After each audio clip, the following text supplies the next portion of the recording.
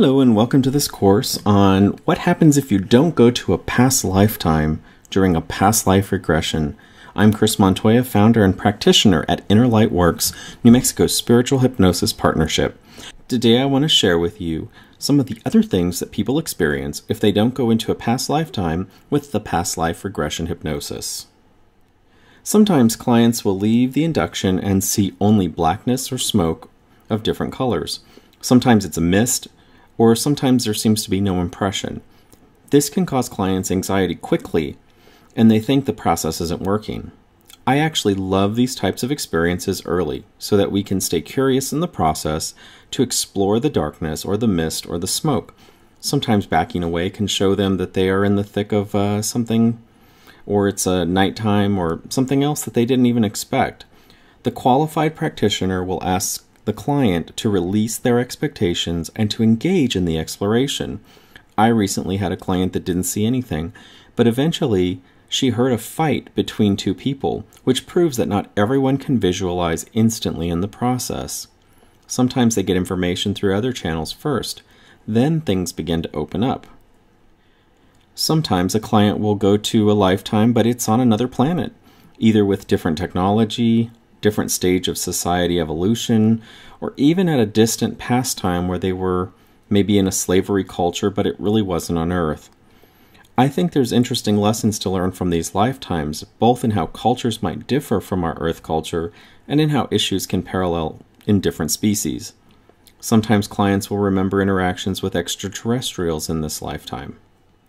Now, one of the most interesting things people see instead of a past lifetime is a future lifetime.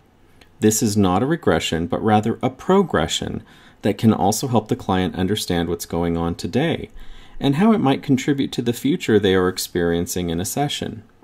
While I never direct a client to go anywhere except what's most appropriate, visiting a future lifetime can be an inspiring, interesting, and adventuresome experience for the client and the practitioner alike. Sometimes there are memories long forgotten, positive or negative, that contribute to the theme the client is experiencing in their current life. Maybe choices or decisions led them to where they are now, but they haven't connected the dots, or simply need confirmation. While it may not be glamorous or exciting, many issues can be cleared by experiencing and releasing karma in the current lifetime. So what about those people who are Queen Elizabeth, Moses, or Queen Cleopatra in their past life regression? So many jokes have been made about ordinary people who discover they were someone famous, so what gives? Imprints are usually at play, so think of an imprint like a program installed in a computer. It may not be anything but a virtual reality overlaid on the personality to give them some or most of the traits and characteristics of that person to help them in this lifetime. If this comes up in a session, I realize the client has traits from that person that they need in this lifetime in order to survive or exceed in their life blueprint. Finally, an interesting thing I've seen in sessions is the soul collective family. This is the idea that we are connected on a soul level with others alive at the same time we are, and not in the general way we are as all human beings. I'm not talking about just the general collective consciousness. In fact, a soul collective could be with other people anywhere on the planet, as well as beings on other planets simultaneously. The idea here is that the collective grows together and shares capacities, which, if true, is really efficient. It could as easily be a World War II veteran sharing the same soul collective with an Asian woman in Korea, living at the same time on the planet and sharing capacities, energy systems, and other spiritual means. One client in a colleague session could describe where they lived, what addresses they lived at, and phone numbers of that other person that they had never met.